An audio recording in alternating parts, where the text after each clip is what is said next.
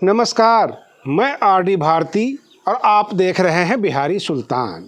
आज हम अपने वीडियो में राजनीतिक ओछापन, राजनीतिक घटियापन दिखाने वाले हैं और आपको बताने वाले हैं कि दो किरदार जो भारतीय राजनीति में सामने आए।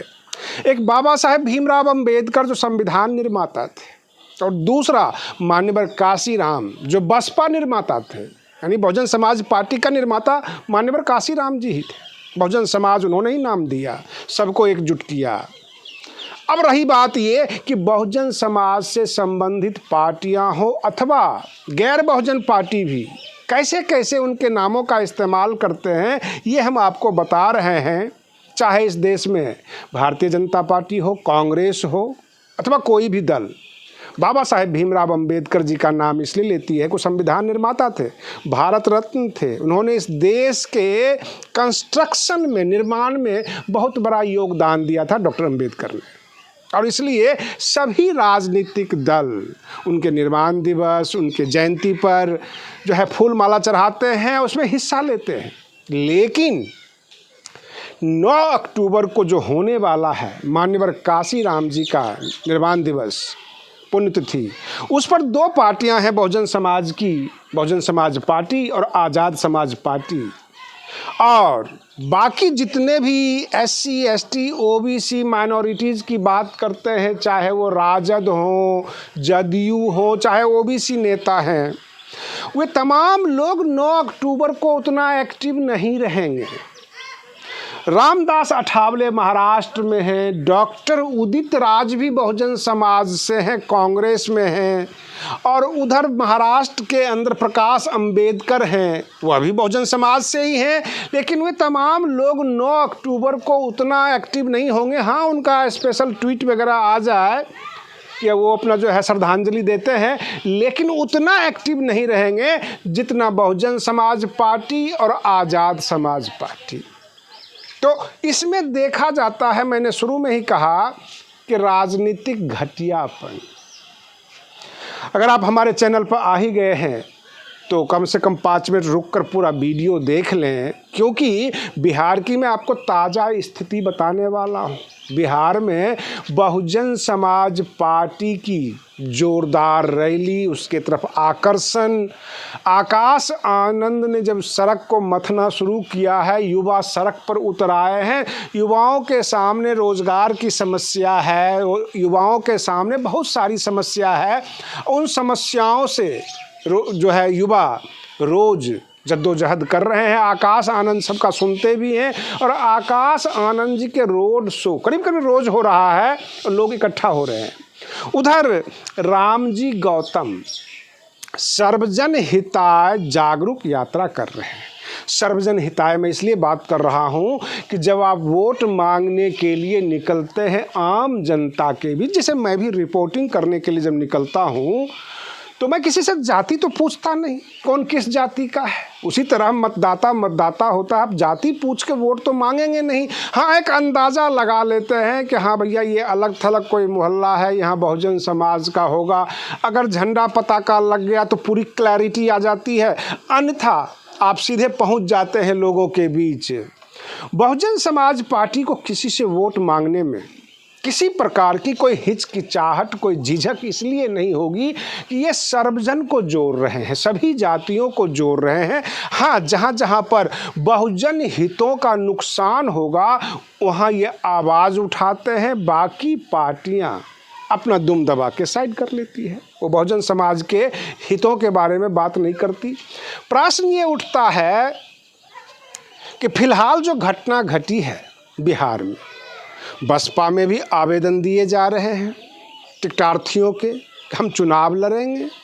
मैंने आज एक पोस्ट भी किया एक्स पे, आप तमाम लोगों से सवाल भी किया है, बहुजन समाज से सवाल किया कि ये कामना जगन्नाथ जो मोहनिया विधानसभा से हंगामा की महिला है, दहाड़ मार रही थी, रो रही थी और ये कह रही थी कि दलालों ने मेरे साथ चीट किया। बसपा के दलालों ने, सीधे नाम लेके वो बोल रही थी।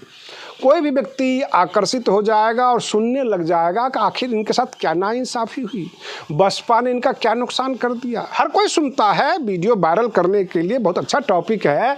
आप किसी पार्टी, किसी नेता को आप बदनाम कर दीजिए, उनके बारे में अनाप शनाप बोलिए, और उसके बाद बहुत सारे लोगों ने उनका बैकग्राउंड भी बताना शुरू कर दिया। तो ऐसा लगता है कि आरोप और प्रत्यारोप है, वो आरोप लगा रही है, उसका जवाब दे रहे हैं।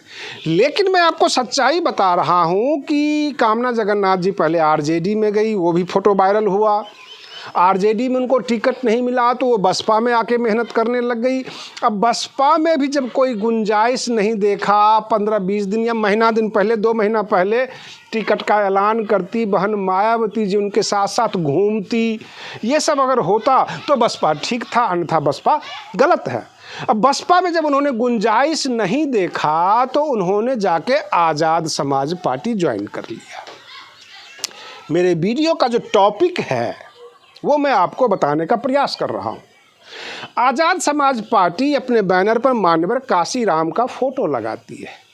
क्या हम सब मान लें कि बहन मायावती जी के जाने के बाद बहन मायावती जी का भी वो फोटो लगाएंगे? क्योंकि जो नेता दिवंगत हो चुके हैं, जिन्होंने निर्माण किया बहुजन समाज पार्टी का, बसपा निर्माता थे मान्यवर काशीराम, उनका वो फोटो लगाते हैं तो बहुत सारे लोग आपस में बात करते हैं कि देख लेना ये तो ऐसे हैं, कल को बहन मायावती जी का भी फोटो लगा लेंगे, इनका कोई दीन ईमान नहीं है और ये ना कोई धर्म को फॉलो करते हैं किसी प्रकार का, इनके पास तो बस नकल मारते हैं। अब 9 अक्टूबर को बसपा जो है अपनी रैली कर रही है, माननीय काशीराम जी की जो रैली, वहाँ पर जन सैलाब, बसपा की नैतिक जिम्मेदारी है, क्योंकि बहुजन समाज पार्टी के निर्माता थे माननीय काशीराम। और इस देश के प्रत्येक नागरिक की ये जिम्मेदारी है, नैतिक जिम्मेदारी है कि बाबा साहेब भीमराव अंबेडकर जी को नमन करें, क्योंकि सारे अधिकार दिए गए संविधान निर्माता थे। तो संविधान निर्माता के नाम पे पूरा देश वहाँ पर झुक जाता है और बसपा निर्माता के नाम पे खास करके बहुजन समाज पार्टी और बहुजन समाज के लोग माननीय काशीराम जी के सामने झुकते हैं उनके पुण्यतिथि पर। अब आज़ाद समाज पार्टी फोटो लगाती है, फिर राजनीति में चुनौती देती है। जिस कैंडिडेट को ये नहीं पसंद करते हैं, भगाते हैं, वो भाग के जाके आज़ाद समाज पार्टी का टिकट लेता है। क्या आप इसे राजनीति कहेंगे अथवा कि हम तुम्हारा पीछा कर रहे हैं? अगर ये निर्दलीय कैंडिडेट भी आज़ाद समाज पार्टी खड़ा कर ले तो शायद उससे ज़्यादा वोट इनको आ जाए, अपनी पहचान बनाएं, वो अलग बात है। जो ये अपनी पहचान बना रहे हैं कि जो लोग बसपा के भगाए हुए हैं, जिनको बसपा रिजेक्ट कर देगी, तो उसको ये कैंडिडेट बना लेते हैं। मैंने जो एक्स पे पोस्ट किया उसमें मेरा सवाल ये था कि चुनाव के बाद बसपा के टिकट से चुनाव जीतने के बाद क्या गारंटी है कि ऐसे नेता भाजपा और जदयू ज्वाइन ना करें? बसपा के 6 के 6 विधायक राजस्थान में कांग्रेस में चले गए, बसपा के 1 विधायक मध्य प्रदेश में भाजपा में चले गए, बिहार में बसपा के विधायक थे जमा खान जो पिछले बार 2020 में चुनाव जीता था, वो जदयू ज्वाइन कर लिए। तो क्या गारंटी है कि अगर कामना जगन्नाथ वहाँ पे मोहनिया सीट से चुनाव जीत जाती तो भाजपा अथवा जदयू में नहीं जाती? हमारे दर्शक इसका जवाब ज़रूर हमें कमेंट्स में दें और बताएं कि बसपा अगर इस बार फूक फूक के कदम रख रही है तो बसपा की क्या गलती है? और फिर बसपा के बदनाम करने वाले ये लोग अक्सर इतने कुकुरमुत्ते की तरह कैसे उग जाते हैं? अक्सर बसपा में इसी उम्मीद से आते हैं कि 4 दिन नीला गमछा घुमाएंगे, लहराएंगे नीला झंडा और उसके बाद टिकट मिल जाएगा। और बहन मायावती जी के पास कोई खजाना रखा हुआ है, वहाँ से कुछ मिल जाएगा और इस राजनीति के बहाने अपना घर भी चला लेंगे। ऐसा तो लग ही रहा है कि कुछ टिकटार्थी कुछ इसी उम्मीद से आते हैं। आज के लिए बस इतना ही। आप बने रहिए बिहारी सुल्तान चैनल पर। हम फिर मिलते हैं अगले वीडियो में। तब तक के लिए धन्यवाद।